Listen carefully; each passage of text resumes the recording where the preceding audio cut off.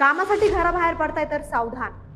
प्रवासाला जाणं आणि युद्धाला जाणं आता दोघात फारसा फरक उरलेला नाहीये.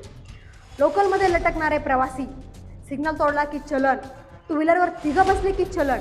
पण मुंबई लोकलमध्ये हजारो लोक डब्याबाहेर जीवावर उदार होऊन लटकत असतात. तेव्हा कुठेही चलन कापलं जातं.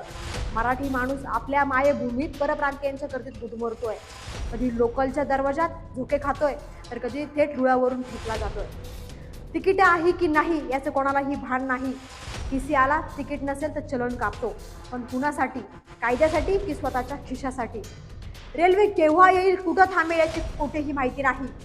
माणूस सकाळी कामासाठी निघतो, घरी परत येईल का हेही देवच जाणे.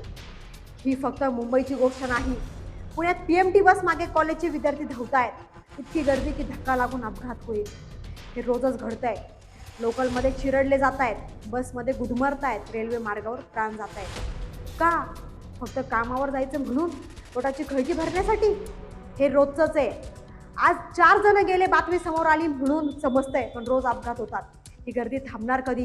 ही व्यवस्था सुधारणार कधी? लोकांच्या जीवाची किंमत आहे की नाही? वाहतूक नव्हे, ही लढाई आहे आणि दररोज हजारो लोक लढाई हरतायत. प्रश्न एवढाच आहे, तुमची घरून बाहेर पडणं हे तुमचं शेवटचं निघणं तर ठरणार नाही ना?